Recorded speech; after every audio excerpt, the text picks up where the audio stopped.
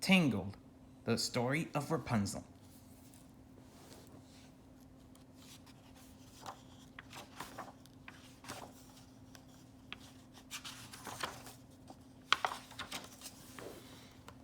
Once upon a time, in a land far away, a single drop of sunlight fell to the ground and grew into a magical golden flower that possessed healing powers.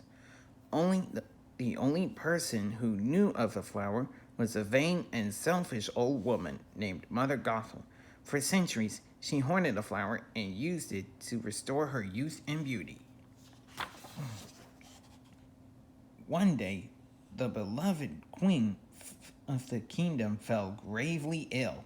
The townspeople searched far and wide until at last they found the legendary magical flower. Mother Gothel looked on in horror as they uprooted her treasured flower. The queen drank a potion containing a blossom and instantly recovered. Soon, she gave birth to a beautiful baby girl.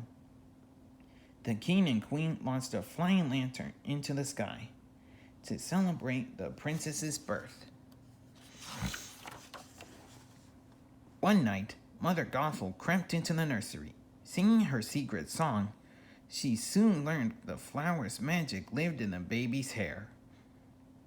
Mother Gothel greedily cut off a lock, but the hair turned brown and lost its power. To keep the magic, she snatched the child and vanished into the night. The king and queen were heartbroken.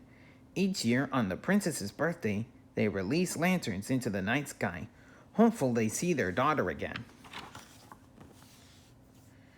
Mother Gothel raised the princess Rapunzel in a soaring tower in a hidden valley. She treated Rapunzel and her hair as a prized possession. The outside world is a dangerous place, Mother Gothel said, convincing Rapunzel to protect her magical hair by never leaving the tower. But being confined never dampened Rapunzel's bright spirit. She and her friend Pascal the chameleon did lots of activities, including Rapunzel's favorite, painting. On the day before her 18th birthday, Rapunzel wanted to break her routine. Each year, Rapunzel had seen mysterious lights floating up into the night sky on her birthday. She felt they were meant for her.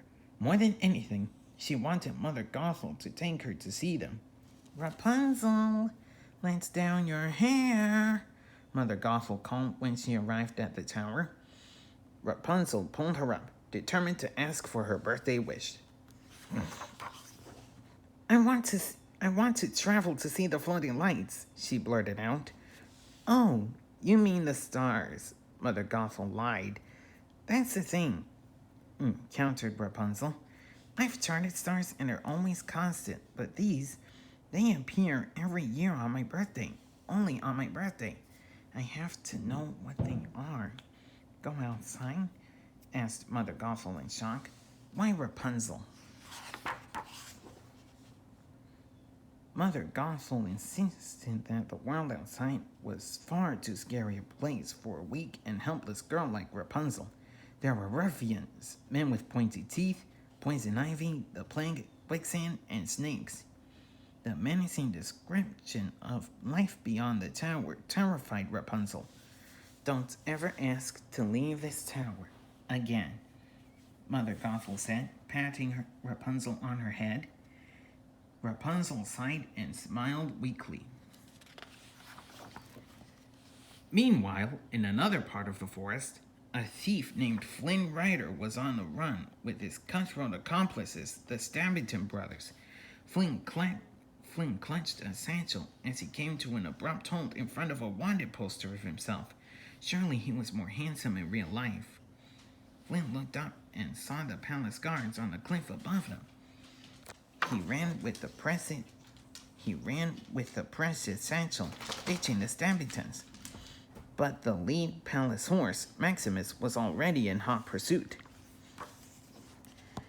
Flynn and Maximus furiously fought for the satchel until their battle landed them on a tree branch that extended over a cliff's edge.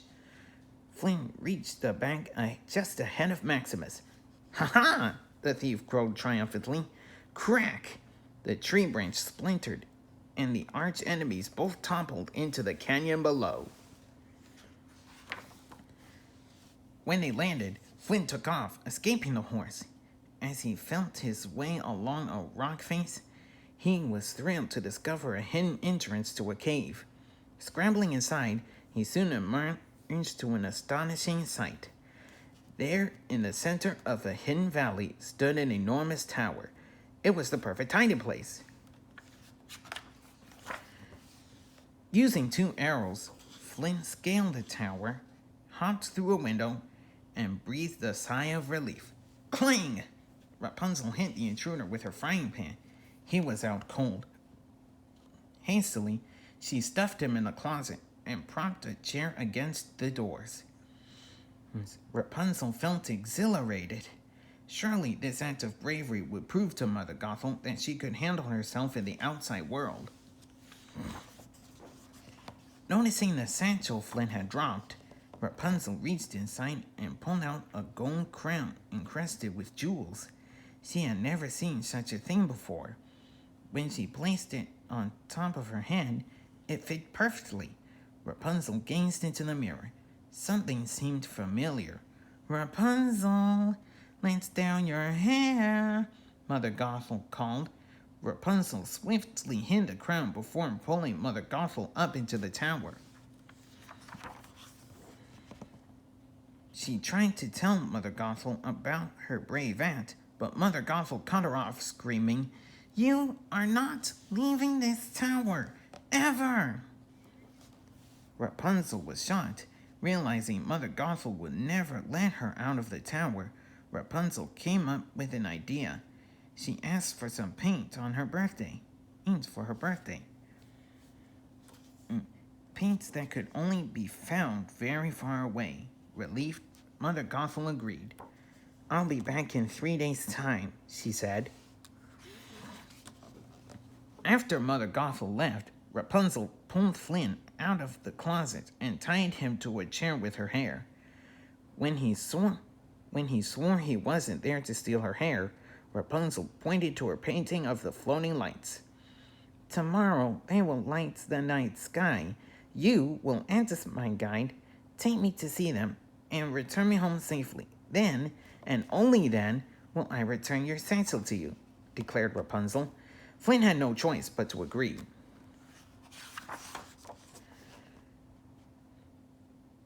Rapunzel was terrified. She had never been outside before. With Pascal on her shoulder, she leaped from her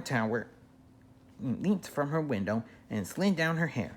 Slowly, she touched one foot to the soft grass, then the other. "Woohoo!" she exclaimed.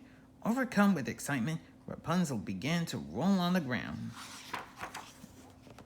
As Rapunzel explored the forest for the first time, she was filled with joy.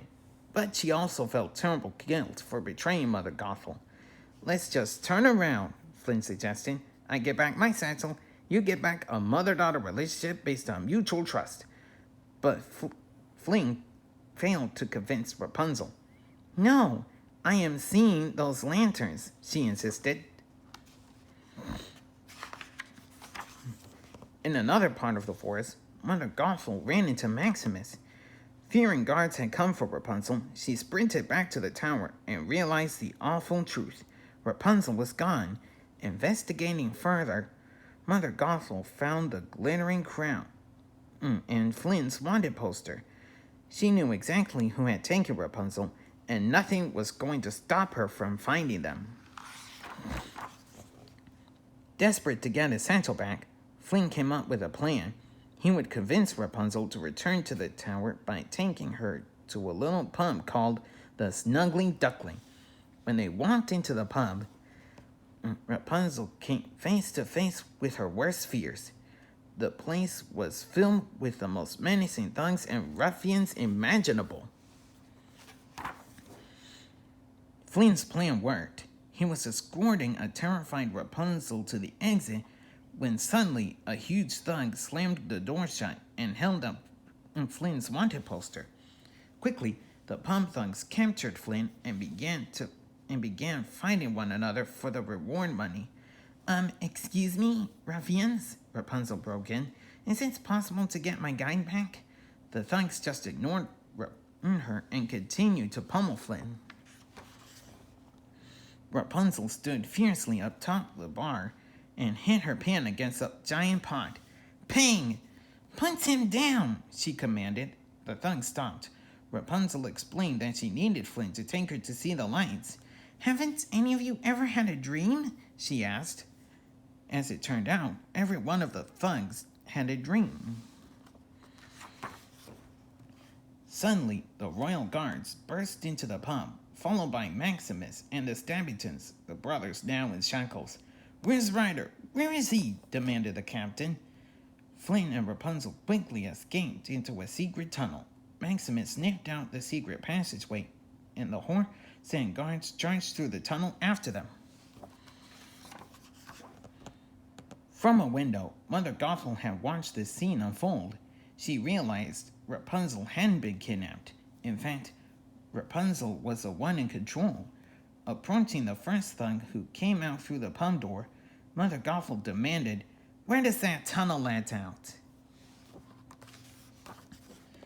Meanwhile, the pursuers soon caught up with Flynn and Rapunzel in the tunnel. "Run!" Flynn cried. They raced out of the tunnel and skidded to a stop at the edge of an enormous cavern. Just as Maximus disarmed Flynn, Rapunzel threw Flynn her hair and held on tight as he leaped off a cliff and swung into the air. But Rapunzel and Flynn weren't safe yet. Flynn and Rapunzel swung down to the bottom of the cavern. The Stabbingtons, who had escaped their captors, sprinted after them. But a dam suddenly burst, filling the cavern with water. A giant wave washed the thugs away, along with Maximus and the guards. As Flynn and Rapunzel ducked into a cave, a stone column crashed to the ground, closing off the entrance. They were trapped. Water quickly began to fill the cave. Flynn cut his hand trying to escape, but there was no way out, and the water was rising.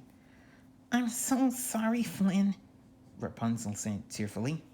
"Eugene. My real name's Eugene Fitzherbert," Flynn admitted. Since they were telling secrets, Rapunzel declared, "I have magic hair that glows when I sing."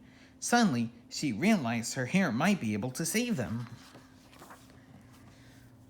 Flynn was still reeling from Rapunzel's announcement when she began to sing, and then dived underwater. He quickly joined her and was stunned to see her hair glowing so brightly it lit up the entire cave. Flynn spotted a small hole at the bottom. They had found their escape route. Finally free, they dragged themselves onto the shore. "We made it! We're alive!" exclaimed Rapunzel as she helped revive Pascal. Flynn was in a state of shock. "Her hair glows," he murmured to himself. He murmured in disbelief. "Why does her hair glow?" Rapunzel pulled her hair from the river and began wringing the water out of it. "It doesn't just glow," she said calmly. Somehow, the Stabbingtons also managed to survive. Mother Gothel was waiting for Rapunzel at the tunnel's exit. When she saw the brothers emerge instead, she quickly formulated a plan. Tossing them the satchel with the crown, she said, "Well, if that's all you desire, then be on your way. I was going to offer you something worth 1,000 crowns, and it comes with revenge on Flynn Rider." Two identical menacing grins spread across the brothers' faces. In a different part of the forest, Rapunzel wrapped her hair around Flynn's wounded hand. As Rapunzel began to sing, her hair once again emanated a brilliant glow. Within moments, Flynn's hand was healed.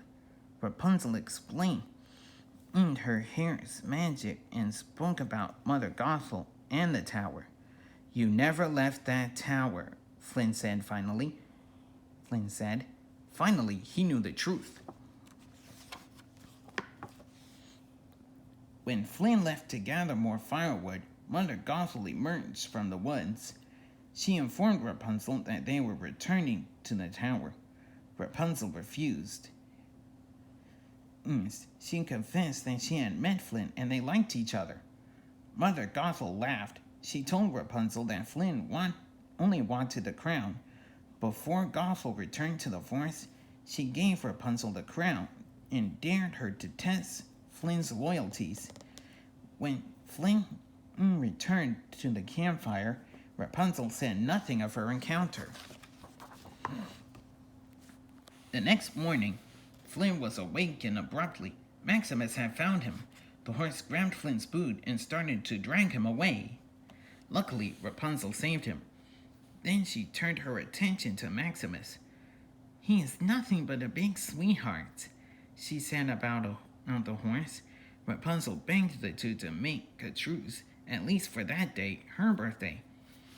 Maximus stuck out his hoof. Flynn extended his hand. They would cooperate, for now. Just then, a bell rang in the distance. Rapunzel followed the sound through the forest and up a hill. There, where the entire kingdom came into view. It was breathtaking. Rapunzel gazed at the kingdom, then she was off. Rapunzel sprinted down the hill, with Flynn, Pascal, and Maximus close behind. Her dream was just hours from coming true. Rapunzel walked through the gates of the kingdom and into the hustle and bustle of the town. It was the most exciting thing she had ever experienced. A little boy sold Flynn a kingdom flag with the golden sun symbol on it that he then gave to Rapunzel. Some little girls braided her long golden locks. Rapunzel then noticed a mosaic on the wall. She was memorized. It was of the king and queen holding a baby girl with striking green eyes, just like her own. Rapunzel and Flynn joined hands and began to whirl around the square. They were carried away by the music and the dance, and the pure happiness they felt at being together. Later, Flynn led Rapunzel to a boat and rowed them to a spot with a perfect view of the kingdom. As lanterns filled the sky, Rapunzel's heart soared. Flynn handed Rapunzel her own lantern to send aloft. In return, Rapunzel gave Flynn a satchel that she had kept hidden all day. She was no longer afraid he would leave her once he had the crown. Their romantic moment was interrupted when Flynn spotted the Stamington brothers on the shore. He quickly rowed the boat to land. I'll be right back, he told Rapunzel. Flynn was ready to give up his thieving ways. So he faced the brothers and gave them the satchel, but they weren't interested. They wanted Rapunzel and her magical hair. Flynn turned to protect Rapunzel, but the brothers knocked him unconscious, tied him in a boat, and sent him sailing into the harbor. Rapunzel waited anxiously, but Flynn did not return. The Stamingtons approached her instead. They pointed across the water, where Rapunzel could clearly see Flynn steering a boat away from them. She called to him, but he didn't respond. Lying, one of the brothers explained that Flynn had traded her for the crown. In that moment, Rapunzel's heart broke. Mother Gothel had been right.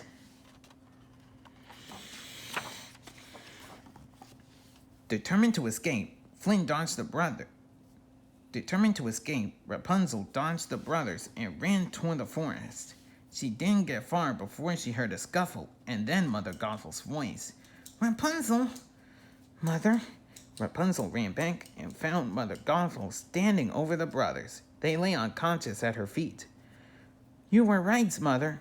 said Rapunzel tearfully. Meanwhile, Maximus watched from nearby as Flynn's boat sailed across the harbor and crashed into the kingdom's dock. The guards immediately threw him into prison. It was there that Flynn ran into the Stabbington brothers once again, locked in their own cell. They admitted that Mother Gothel had double-crossed them all. Suddenly, the pump thugs arrived. They broke Flynn out of jail and launched him over the prison wall, right onto Maximus's back. The heroes were off to rescue Rapunzel. Back in the tower, Rapunzel held the small kingdom flag in her hand. She looked at the golden sun symbol, then gazed at her paintings on the ceiling and noticed something amazing. She had been painting the kingdom symbol her entire life. A series of images flashed through her mind. The lanterns released each year, the mosaic of the royal family, the crown she had found. Suddenly, Rapunzel realized the shocking truth.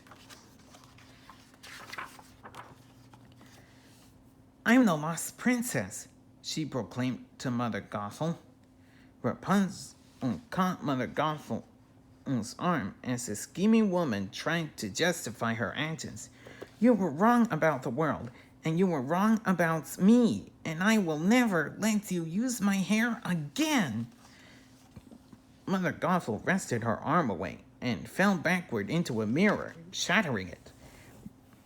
"You want me to be the bad guy?" she asked. "Fine, now I'm the bad guy." Flynn and Maximus soon arrived at the tower.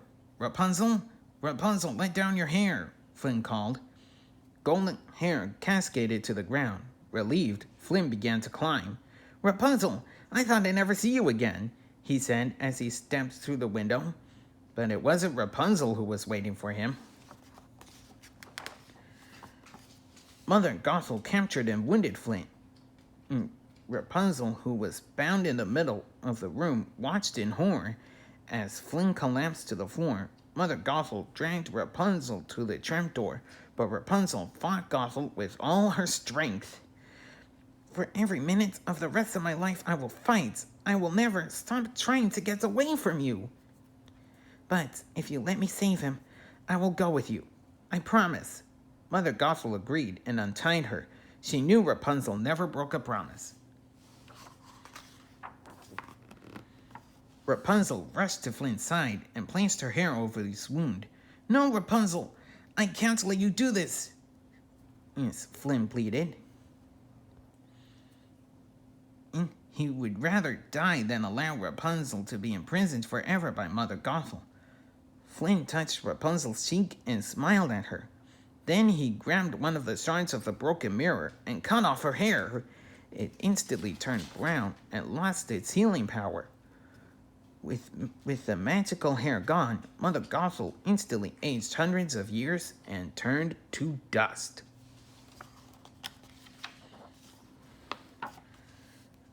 Rapunzel grabbed Flynn's hand and held it against what was left of her hair.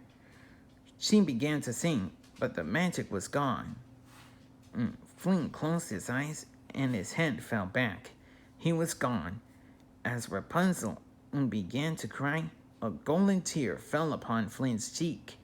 Suddenly, the tear began to glow and spread across Flynn's body, healing his wound completely. Flynn's eyes opened again. Rapunzel wrapped her arms around him as the two of them shared their first kiss. Flynn and Maximus took Rapunzel straight to the castle.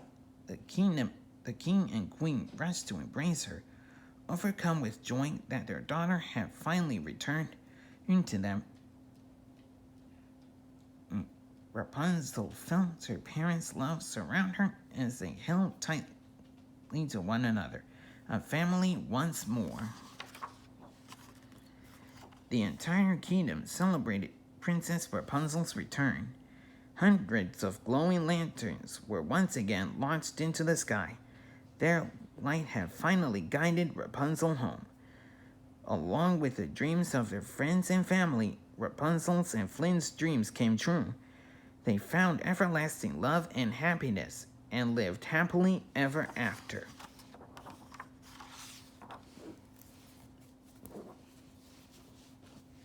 The end.